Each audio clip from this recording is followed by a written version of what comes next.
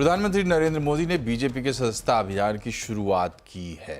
उन्होंने आज सदस्यता ग्रहण की। पार्टी ने इस कार्यक्रम को संगठन पर्व सदस्यता अभियान 2024 का नाम दिया है। बीजेपी के केंद्रीय कार्यालय में आयोजित कार्यक्रम में पार्टी के राष्ट्रीय अध्यक्ष और केंद्रीय मंत्री जेपी नड्डा ने प्रधानमंत्री नरेंद्र मोदी को पार्टी का पहला सदस्य बनाकर अपने अभियान की शुरुआत की। पीएम नरेंद्र मोदी ने पार्टी के टोल फ्री नंबर पर मिस्ड कॉल के जरिए फिर से बीजेपी की सदस्यता ली। जैसे जैसे नीचे तुम नए लोगों को लाते जाओगे, वैसे वैसे तुम ऊपर चले जाओगे। ऊपर जाने का तरीका यही है कि नीचे जितनी मजबूती देते हैं उतना ऊपर जाने की गारंटी पक्की हो जाती है। कुछ लोगों की मानसिकता रहती है, करे यार आया गया तो मेरा क्या होगा। वो आएगा तो आपकी मजबूती बढ़ेगी, आपकी इज्जत बढ़ेगी और आपके द्वारा इच्छित कामों को परिणाम लेने में वो आपका साथी बनकर के काम करेगा। साथियों, हम विचार में भी लोकतंत्र को स्वीकार करते हैं, हम संस्कार में भी लोकतंत्र को स्वीकार करते हैं।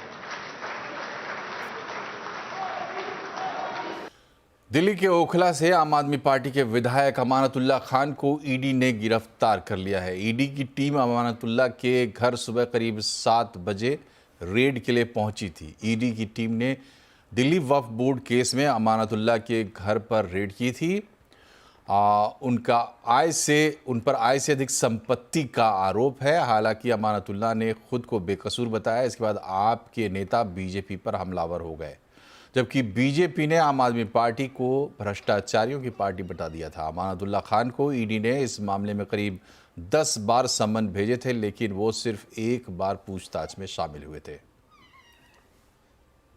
आप सांसद संजय सिंह ने ईडी की कार्रवाई को गुंडागर्दी बताया। उन्होंने कहा कि वो झुकेंगे नहीं, आम आदमी पार्टी लड़ती रहेगी। प्रधानमंत्री नरेंद्र मोदी जी का और उनकी पार्टी भारतीय जनता पार्टी का एक ही मकसद है, आम आदमी पार्टी को खत्म करना। अरविंद केजरीवाल को गिरफ्तार किया, 17 महीने मनीष सिसोदिया को गिरफ्तार किया, मुझे 6 महीने जेल में रखा, सत्येंद्र जैन को जेल में रखा है। और जब ठीक चुनाव करीब आ गया तो अमानतुल्लाह को आज पकड़ के जेल में डाल दिया गया, क्योंकि अब जमानत हो रही है एक के बाद एक। और अब अरविंद केजरीवाल जी को भी जमानत मिलने वाली है, वो भी बाहर आने वाले हैं। तो कोई ना कोई खबर चाहिए, तो अमानतुल्लाह को गिरफ्तार कर लिया गया। निराधार बेबुनियाद कोई मामला नहीं अमानतुल्लाह के खिलाफ। इधर राज्यों में हो रहे बुलडोजर एक्शन पर सुप्रीम कोर्ट ने सख्त टिप्पणी की है। सुप्रीम कोर्ट ने कहा है कि दोषी होने पर भी किसी का घर नहीं गिराया जा सकता। जमीयत उलमाए हिंद ने बुलडोजर एक्शन के जरिए अल्पसंख्यक समुदाय को निशाना बनाने का आरोप लगाया है, जिस पर सुनवाई करते हुए सुप्रीम कोर्ट ने सवाल किया कि किसी के आरोपी होने पर उसका घर कैसे गिराया जा सकता है। कोर्ट की कार्रवाई की डिटेल बता रहे हैं असीम मनचंदा। देखिए, पिछले कुछ दिनों में, कुछ महीनों में ऐसी कई सारी घटनाएं हैं जहां पर कि बुलडोजर के जरिए एक्शन लिया गया, जहां पर व्यक्ति किसी और के ऊपर आरोप लगा था या फिर वो अपराधी साबित नहीं भी हुआ था, तब भी बुलडोजर ने वहां पर उनके घरों के ऊपर एक्शन लिया और कार्रवाई की। इसको लेकर के सुप्रीम कोर्ट में याचिका दायर की गई थी। सुप्रीम कोर्ट में कहा गया था कि जो माइनॉरिटीज है उनको इसको लेकर के निशाना बनाया जा रहा है। तो इसको लेकर के सुप्रीम कोर्ट में सुनवाई हुई। सरकार ने कहा कि ऐसा नहीं है, हम जो म्युनिसिपल के कानून है उसी का ही पालन करते हैं। जो कि इलीगल घर होते हैं उनके ऊपर ही एक्शन यहाँ पर होता है। लेकिन सुप्रीम कोर्ट ने कहा हमें नहीं लगता कि ऐसा हो रहा है, कहीं ना कहीं इसमें एक्शन लिए जाने की हमको जरूरत लगती है। तो सुप्रीम कोर्ट ने कहा कि हमें इसके लिए कोई ना कोई गाइडलाइन जरूर जारी करेंगे। आप दोनों पक्ष आपस में बैठ करके बातचीत कीजिए और अगली सुनवाई तक हमें बताइए कि इसमें किस तरह की गाइडलाइंस हम लेकर के आ सकते हैं। तो 17 सितंबर को इस मामले की दोबारा से सुप्रीम कोर्ट हियरिंग करेगा। तब सुप्रीम कोर्ट इसको लेकर के यूनिफॉर्म गाइडलाइंस लेकर के आ सकता है कि किस तरह के, क्योंकि खासतौर पर कि सुप्रीम कोर्ट ने कहा कि अगर आरोपी है या दोषी है उस मामले में भी उसका घर नहीं गिराया जा सकता, क्योंकि ये कानून के खिलाफ है। तो अगली सुनवाई के बाद सुप्रीम कोर्ट किसी तरह के दिशा निर्देश जारी कर सकता है। बाजार में बुल की रिकॉर्ड रैली जारी है। आज के बाजार में भी सेंसेक्स निफ्टी की रिकॉर्ड क्लोजिंग हुई है। सेंसेक्स 194 पॉइंट चढ़कर 82,560 पर बंद हुआ है।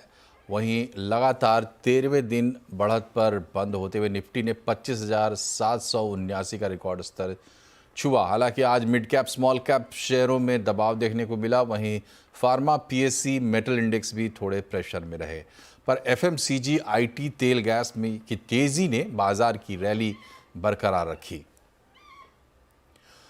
इस बाजार में गलतियां होने की आशंका ज्यादा है, ये कहना है इकिगाई एसेट मैनेजमेंट के founder and CEO Pankaj Tibrewal का। वहीं इसी के साथ पंकज टिब्रेवाल ने यह भी कहा है कि शेयर के भाव कंपनियों के नतीजों पर निर्भर हैं। इस मार्केट में गलतियां होने की संभावना ज्यादा है। एंड अगर मैं 3 भागों को मार्केट में डिवाइड करूं, जिसका हमेशा त्रिवेणी संगम होता है, एक होता है फंडामेंटल, एक होता है फ्लो और एक होता है सेंटिमेंट। फंडामेंटली अगर आप देखें तो जो मार्केट में रैली आई उसे अब हम कोप अप नहीं कर पा रहे हैं और कहीं ना कहीं ये एक चिंता का विषय है। बैंक्स में सबसे बड़ा जो प्रॉब्लम दिख रहा है वो एनआईएम्स मार्जिन्स का दिख रहा है और ये एक बहुत बड़ा कॉन्ड्रम चल रहा है कि डिपॉजिट ग्रोथ बैंकिंग सिस्टम में क्यों नहीं आ रहा और लाइबिलिटी साइड में हर बैंक, चाहे वो बड़े हो या छोटे हो, स्ट्रगल कर रहे हैं, जिसके कारण उनकी मार्जिन में प्रेशर है और प्रॉफिटेबिलिटी ओवरऑल नॉर्मलाइज हो रहा है। गुजरात की सरकारी कंपनियों में कारोबार रीस्ट्रक्चरिंग का ऐलान हुआ है। जीएसपीसी और जीएसपीएल, ये एक गुजरात गैस में मर्जर होगा। डिटेल्स दे रहे हैं निमेश शाह। ये जो वीकेंड में जो अनाउंसमेंट आया था कि रिस्ट्रक्चरिंग होगा पूरे गुजरात के गैस कंपनीज में, जिसमें मर्जर और डीमर्जर होगा, एसेंशियली ये रीज़न था टू होल्डिंग कंपनी को सिंप्लीफाई करने के लिए एंड टू वैल्यू अनलॉक करने के लिए इन ये सब कंपनीज में। सो अगर आप देखोगे अनाउंसमेंट क्या थी, उन्होंने बोला है कि अभी रिस्ट्रक्चरिंग करेंगे और जीएसपीसी जो अनलिस्टेड है वो गुजरात गैस में मर्ज होगा। पहले तो गुजरात गैस और जीएसपीसी और गुजरात जीएसपीएल दोनों को गुजरात गैस में मर्ज किया जाएगा और उसके बाद जीटीएल को हटा के डीमर्ज करके उसको अलग से लिस्ट किया जाएगा। पहले है कि गुजरात जीएसपीसी को मर्ज करेंगे गुजरात गैस में। रेशियो अनाउंस हो चुका था कि तुम्हारे पास अगर 10 शेयर है जीएसपीसी के तो तुमको 305 शेयर गुजरात गैस के मिलेंगे। सिमिलर तो वो अनलिस्टेड कंपनी है। दूसरा जो कंपनी था तो वो था जीएसपीएल भी मर्ज हो जाएगा गुजरात गैस के अंदर। तुम्हारे पास अगर 10 शेयर है तो तुमको सामने 3 शेयर 13 शेयर जीएसपीएल के मिलेंगे। तो ये 2 रेशियोज थे। इसके बाद जो मर्जर एंटिटी है उसमें से जो ट्रेडिंग बिजनेस है जीटीएल, उसको निकाल के बाहर करके अलग से डीमर्ज करके लिस्ट करेंगे और वहाँ आपको 1 शेयर मिलेगा जीटीएल का अगर आपके पास 3 शेयर है गुजरात गैस के। तो ये एक पूरा रिस्ट्रक्चरिंग हुआ है इन तीनों कंपनीज में। इसका मेन रीज़न था कि जो स्ट्रक्चर है उसको काफ़ी सारा सिंप्लीफाई करने के लिए। तो अभी अगर आप देखिए कि एग्जिस्टिंग स्ट्रक्चर क्या है, गुजरात गवर्नमेंट ओन करता है 56% इन जीएसपीसी जो अभी अनलिस्टेड है। उसके बाद जीएसपीसी ओन करता है 37% जीएसपीएल में और जीएसपीएल आगे जाके ओन करता है 54% में गुजरात गैस में। तो ये अभी का एग्जिस्टिंग स्ट्रक्चर था। जो अनाउंस किया है मर्जर, उसके बाद सिंप्लीफाई स्ट्रक्चर हो जाएगा। 2 कंपनी रह जाएगी, एक हो जाएगी गुजरात गैस जिसके अंदर तुम्हारा ट्रेडिंग बिजनेस, ईएनपी बिजनेस और जो इन्वेस्टमेंट्स है वो एक गुजरात गैस के अंदर आ जाएंगे। दूसरा जो बिजनेस है जो लिस्ट होगा दैट विल बी जीटीएल, जो ट्रांसमिशन बिजनेस है इस ग्रुप का वो जीटीएल के अंदर चला जाएगा और उसके जो रिलेटेड इन्वेस्टमेंट्स है वो जीटीएल में आ जाएंगे। तो ये एक बेसिक स्ट्रक्चर होगा। आफ्टर रिस्ट्रक्चरिंग 2 बिजनेस रह जाएंगे। लोग ब्रोकरेजेस क्या कह रहे हैं, ब्रोकरेजेस लार्जली बुलिश है गुजरात गैस पे। एंटी का एक रिपोर्ट था, उन्होंने टारगेट प्राइस बढ़ा के 726 कर दिया है। उनको लगता है कि ये बहुत ईपीएस एक्रेटिव है and it's a well thought merger among all the group companies. Even Aquarius ने आज नोट लिखा था, इवन उन्होंने स्टॉक को अपग्रेड किया टू ऐड और उनका टारगेट प्राइस है 667। उनको भी लगता है कि first from the very beginning ये एक ईपीएस एक्रेटिव डील है फॉर गुजरात गैस। हाँ एट द सेम टाइम कुछ ब्रोकर्स थोड़े नेगेटिव भी है। सो जेफरीज है, उनको अभी भी लगता है कि ये मर्जर तो ठीक है, पॉजिटिव है, बट गैस ट्रेडिंग मार्जिन में इम्पैक्ट आएगा in the very short term और उसके वजह से थोड़ा सा इम्पैक्ट रहेगा। और प्लस जीएसपीएल में भी उनका एक व्यू था कि ऑलरेडी स्टॉक जो इतना मूव हो चुका है तो जो डिस्काउंट है वो नैरो हो चुका है, तो उसमें और ज़्यादा अपसाइड नहीं है। तो ब्रॉडली मोस्ट ब्रोकरेजेस बुलिश ही है, बट इसके दो रीज़न से ये डील करने के लिए, ये स्ट्रक्चरिंग करने के लिए, एक होल्डिंग कंपनी को सिंप्लीफाई करना था और वैल्यू अनलॉक करना था जीएसपीएल में। तो ये दोनों आई थिंक आज इस डील से अचीव हो रहे हैं। कैबिनेट ने किसानों को तोहफा दिया है। आज कैबिनेट ने किसानों से जुड़े 8 प्रस्तावों को मंजूरी दी। कैबिनेट ने मुंबई से इंदौर रेलवे लाइन बिछाने और गुजरात में एक नया सेमीकंडक्टर प्लांट लगाने को भी हरी झंडी दी है। सूचना एवं प्रसारण मंत्री अश्विनी वैष्णव ने कहा कि 2817 करोड़ की लागत से सरकार डिजिटल एग्रीकल्चर मिशन शुरू करने का फैसला किया है। डिजिटल एग्रीकल्चर मिशन बेसिकली जो डीपीआई का स्ट्रक्चर है, डिजिटल पब्लिक इंफ्रास्ट्रक्चर का स्ट्रक्चर है, उसी आधार पे एग्रीकल्चर के लिए इसका डेवलपमेंट किया जा रहा है। कुछ अच्छे पायलट प्रोजेक्ट्स हुए हैं, बहुत अच्छी सक्सेस मिली है। उसके आधार पे आज digital agriculture mission 2817 crore rupees की टोटल इन्वेस्टमेंट से ये बनेगा। सरकार 100% एथेनॉल पर चलने वाली गाड़ियों को बढ़ावा देगी। आज India bio energy and tech expo में पेट्रोलियम मंत्री हरदीप सिंह पुरी ने कहा कि सरकार 2025 तक पेट्रोल में 25% एथेनॉल ब्लेंडिंग का लक्ष्य भी हासिल करेगी।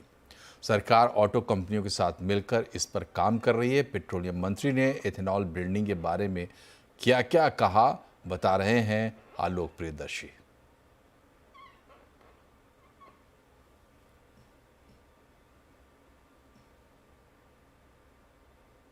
बिल्कुल, देखिए जो यहाँ पर बायोफ्यूल को लेकर एक कार्यक्रम था, उसमें पेट्रोलियम मंत्री हरदीप सिंह पुरी ने यही कहा कि हमारी कंपनियों से बातचीत चल रही है और हम चाहते हैं कि देश में जो 100% एथेनॉल से चलने वाले गाड़ियां बने, उनके इंजन्स बने और कई सारी कंपनियां जो कि ऑलरेडी 75% 85% जो एथेनॉल ब्लेंडेड पेट्रोल या डीजल होते हैं उन पे गाड़ियां बनाने के और एक्सपोर्ट करती हैं, एक्सपोर्ट के लिए करती हैं। लेकिन क्या वो इंडिया में ऐसी गाड़ियां नहीं बना सकती जहां पर 100% एथेनॉल से गाड़ियां चल सकें? तो इस बारे में उनकी बातचीत हुई है और उन्होंने कहा कि हमने 400 ऐसे पेट्रोल पंप रिटेल में देश में खोल दिए हैं जहां पर E100 यानी कि 100% एथेनॉल वाले जो ब्लेंडेड पेट्रोल मिल रहे हैं। तो ये उनका टारगेट था और उन्हें ये भी बताया कि जो हमने एथेनॉल ब्लेंडिंग का टारगेट रखा हुआ है वो 2025 तक E20 यानी कि 20% ब्लेंडिंग वाली का हमने टारगेट अचीव करेंगे, ये हमें उन्हें पूरा विश्वास है।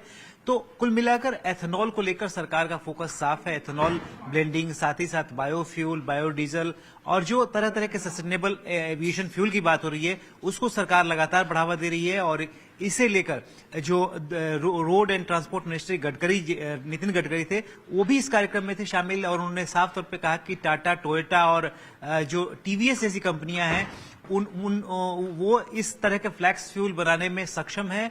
वो भी इस फ्लैक्स फ्यूल इंजन को लेकर तैयार है और सिर्फ वो ये चाहते हैं कि जो फ्लैक्स फ्यूल पे जीएसटी की दर है उसको कम किया जाए, 12% किया जाए। तो इस तरह की डिमांड चल रही है इंडस्ट्री की तरफ से, सरकार की तरफ से भी, और सरकार का पूरा फोकस एथेनॉल ब्लेंडिंग को लेकर है और खासतौर से 100% ब्लेंडिंग की तरफ सरकार आगे बढ़ रही है। कांग्रेस ने सेबी चीफ माधवीपुरी बुच पर फिर से निशाना साधा है। कांग्रेस के प्रवक्ता पवन खेड़ा ने माधवीपुरी पर कई सवाल खड़े किए हैं। पवन खेड़ा ने सेबी चेयरपर्सन पर सेबी से जुड़े रहते हुए आईसीआईसीआई बैंक समेत 3 जगहों से सैलरी लेने का आरोप लगाया है। खेड़ा ने दावा किया कि माधवीपुरी बुच सेबी की सदस्य होते हुए रेगुलर इनकम आईसीआईसीआई बैंक से ले रही थी।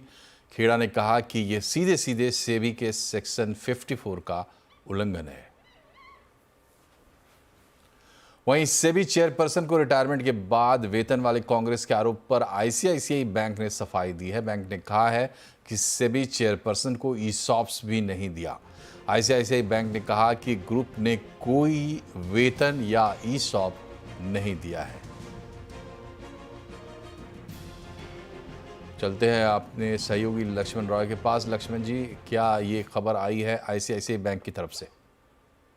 आईसीआईसीआई बैंक ने एक ये जानकारी दी है और बयान जारी करके कहा है कि आईसीआईसीआई बैंक हो या फिर आईसीआईसीआई का कोई भी ग्रुप कंपनी हो, उसने माधवीपुरी बुच के रिटायरमेंट के बाद उनको न तो कोई सैलरी दी है, न तो कोई उनको ईसॉप दिए हैं। नौकरी के दौरान, यहाँ जब माधवीपुरी जॉब कर रही थी तो एम्प्लॉयमेंट के दौरान जो एक पॉलिसी होती है, उस पॉलिसी के तहत उनको सैलरी मिल रही थी, रिटायरमेंट बेनिफिट भी मिला था, बोनस भी मिला था और ईसॉप्स भी मिला था। 31 अक्टूबर 2013 को रिटायर हो गई। उस 31 अक्टूबर 2013 के बाद उनको कोई भी ईसॉप नहीं मिला, ना तो कोई सैलरी मिली है। बता दूं कि कांग्रेस ने जो आरोप लगाया उसके मुताबिक 2017 से 21 के बीच में आईसीआईसी बैंक से 12 करोड़ 63 लाख रुपए जो है सो वो सैलरी के तौर पर मिलने का आरोप लगाया था कांग्रेस ने, और 21 और 23 के बीच में ईसॉप 2 करोड़ 84 लाख देने का आरोप लगाया था। यहाँ पे आईसीआईसी बैंक का कहना है कि जो ईसॉप की बात है, दरअसल ईसॉप के तहत नियम ये था कि आप जब ईसॉप मिलता है उसके 10 साल बाद कभी उसको एक्सरसाइज कर सकते हैं, उसके तहत एक्सरसाइज किया गया है। और ईसॉप में जो डिफरेंस होता है, जो प्रॉफिट होता है, उस पर टीडीएस काटने की जिम्मेदारी बैंक की होती है, जो फॉर्म 60 में रिफ्लेक्ट भी होता है। तो एक सिरे से कह सकते हैं कांग्रेस के उन सभी आरोपों को निराधार बताया आईसीआईसी बैंक ने। हालांकि अपने इस बयान में आईसीआईसी बैंक ने कहीं भी कांग्रेस का नाम नहीं लिया है। बहुत बहुत शुक्रिया लक्ष्मण जी। पढ़ते हैं आगे। इस साल के आखिर तक आप स्लीपर वाली वंदे भारत पर सफ़र कर पाएंगे। सूत्रों से मिल रही जानकारी के मुताबिक आधुनिक सुविधाओं से लैस स्लीपर वंदे भारत का किराया राजधानी ट्रेन से 7 से 10% ज़्यादा हो सकता है। देखिए दीपाली नंदा की रिपोर्ट।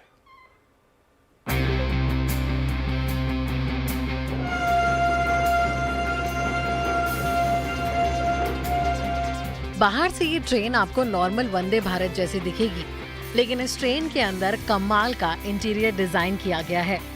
सबसे बड़ी खासियत है कि यात्रियों की सुविधाओं को ध्यान में रखते हुए इन स्लीपर बर्थ्स को कुशन और कॉम्पैक्ट बनाया गया है। वर्ल्ड क्लास सुविधाओं से लैस इस ट्रेन के फर्स्ट एसी में नहाने के लिए गर्म पानी की व्यवस्था भी होगी। वहीं इस ट्रेन में यूएसबी चार्जिंग पॉइंट और इंटीग्रेटेड रीडिंग लाइट जैसी फैसिलिटीज भी मिलेंगी। वर्ल्ड क्लास फैसिलिटीज से lace sleeper Vande Bharat train को 1000 किलोमीटर से लेकर 1200 किलोमीटर की लंबी दूरी वाले रूट्स के लिए डिजाइन किया गया है। तो प्रोटोटाइप बनकर तैयार है और रेलवे बोर्ड में इस बात पर मंथन किया जा रहा है कि स्लीपर वंदे भारत ट्रेन का किराया कितना तय किया जाना चाहिए। तो सूत्रों से मिल रही एक्सक्लूसिव जानकारी के मुताबिक इस ट्रेन का किराया मौजूदा राजधानी ट्रेन से 7 से 10% तक ज्यादा तय किया जा सकता है।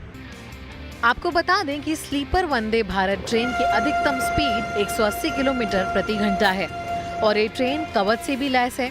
हाल ही में रेल मंत्री अश्विनी वैष्णव ने स्लीपर वंदे भारत कोच का मुआयना किया और इसके ट्रायल रन शुरू होने की जानकारी दी। अगले 15 से 20 दिन ट्रायल रन जारी रहेगा। फिर कमिश्नर रेलवे सेफ्टी की क्लियरेंस मिलने के बाद स्लीपर वंदे भारत को पटरी पर उतारा जाएगा। दीपाली नंदा, दिल्ली।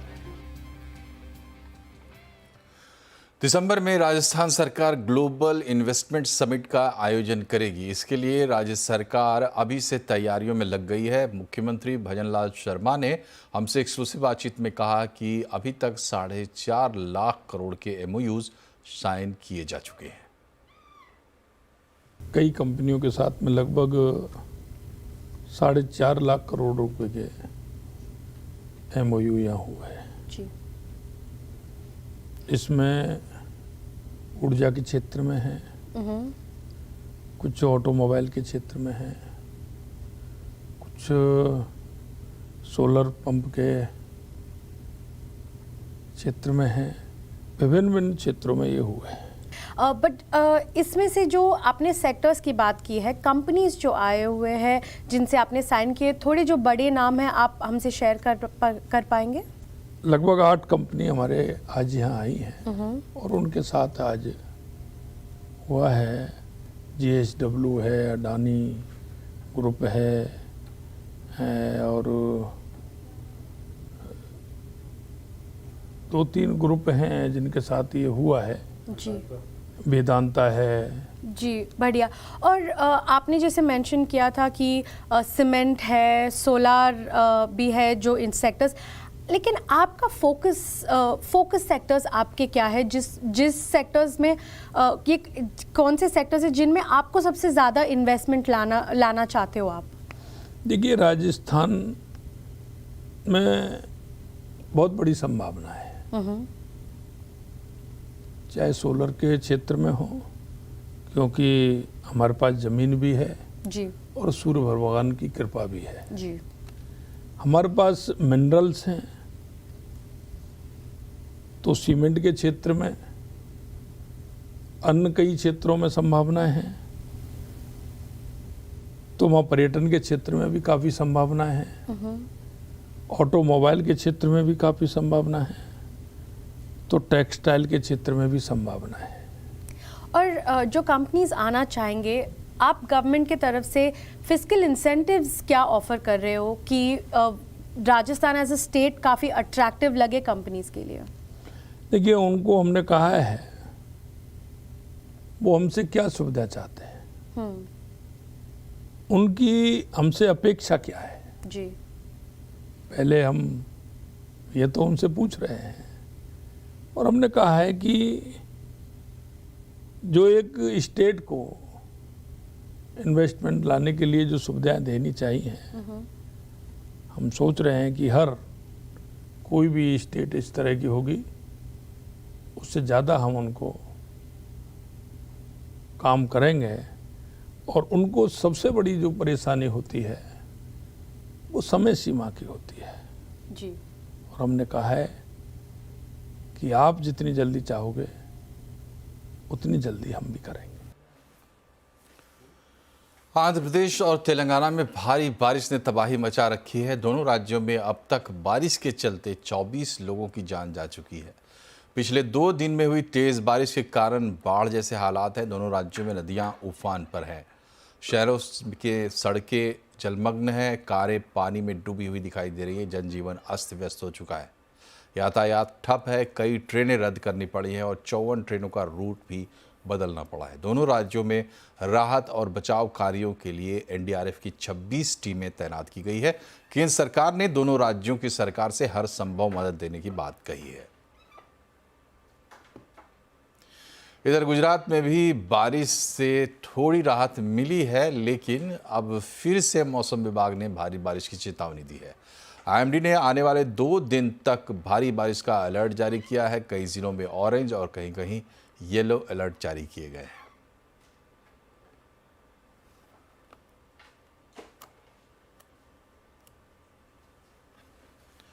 और यहाँ एक छोटा सा ब्रेक, तुरंत हाजिर होते हैं, बने रहिए हमारे साथ।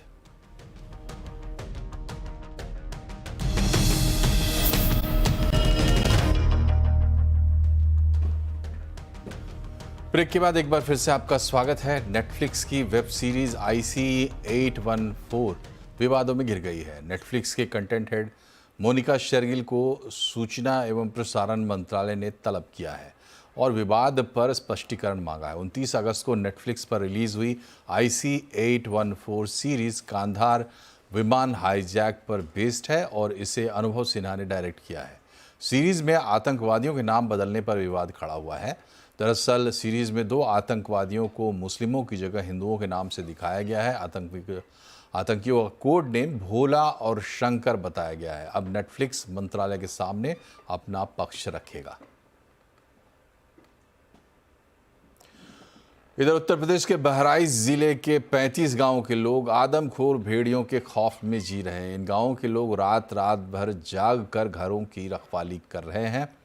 वन विभाग ने अब तक 4 भेड़ियों को पकड़ लिया है, लेकिन अभी भी 2 भेड़ियों ने आतंक मचा रखा है। रविवार देर रात भेड़ियों के हमले में 2 साल की एक बच्ची की मौत हो गई।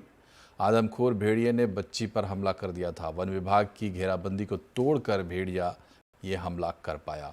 अब तक भेड़ियों के हमले में 7 बच्चों समेत 10 लोगों की मौत हो चुकी है। राज्य के सीएम योगी आदित्यनाथ ने अफसरों को सतर्कता बढ़ाने के निर्देश दिए हैं।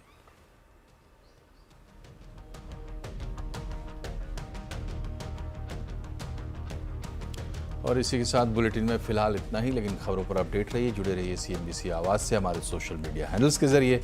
नमस्कार।